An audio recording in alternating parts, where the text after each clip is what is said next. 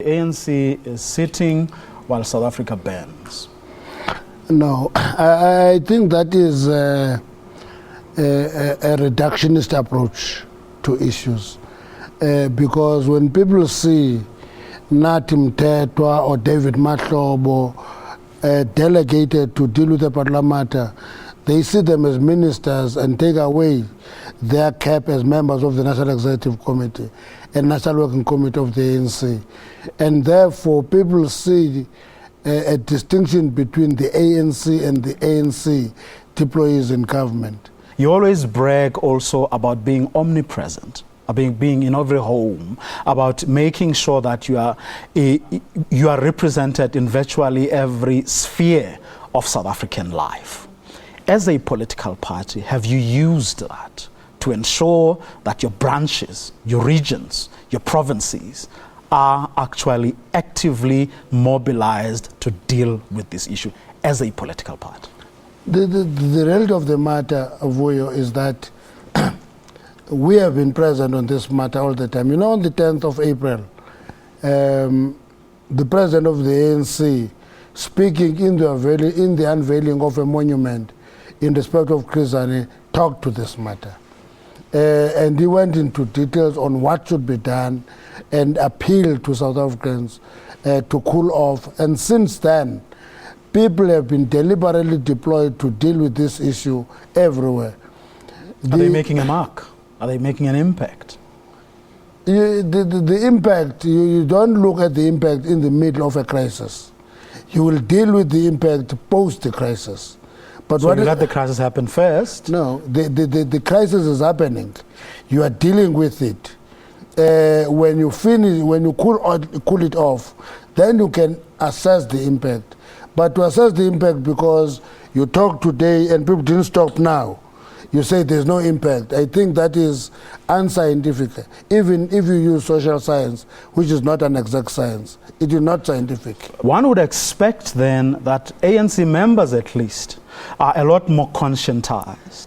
You do not have a situation like you have in Liedech, where the issues they are raising have nothing to do with foreign nationals who are doing business in those communities, but they are taking out their anger at the wrong people. You would expect ANC leaders and members to be conscientized and not to be part of that. Yes, I agree with you. But that's not what is happening. No, I agree with you. But I think the focus should not be on what the ANC is doing and what the ANC is not doing. The focus should be... But you have a mandate, SG. You have a mandate. You have people who have voted, who have said we want the ANC to lead us. I don't have an experience of you being a heckling journalist. I don't have that experience. I'm not heckling, but I don't want us to miss that point. Yes, I'm not missing it. I'm responding to your question. But I don't have that experience with you. I have that experience with many other journalists. But the reality of the matter is, when that happens, you go to that situation, you discover that the anger is far deeper than what meets the eye. There are issues that are about immigration and the foreign national and refugees in the communities. I think the preoccupation should be on how to deal with those issues. What are the sources of anger? What is it that we should do to correct these issues so that they don't repeat themselves? What in your analysis is responsible for what we are seeing now? In the ANC's analysis, how did we get here? Why are we here? There are many things that are underlying. The first one is that there's poverty, there's unemployment, then there's scramble for resources. And therefore, when that happens, people who are at the receiving end of the consequences of poverty and unemployment easily blame foreign nationals for their woes. And they are wrong. And they're wrong.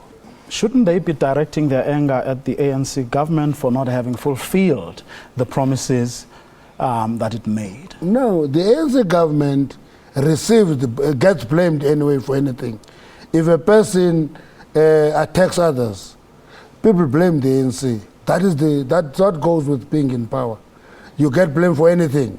So that one, you don't invite people to do it. They're doing it every day. And that's why we've thrown something that is like a cat among the pigeons and said, one of the things that the government should look into is tightening the management of immigration laws.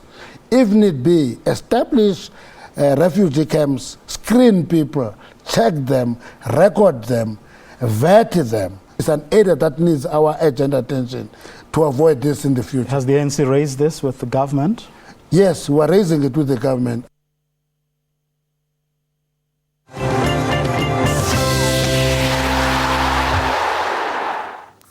Morning Live is still encouraging you to get involved in the conversation using social media and the hashtag #SayNoTo.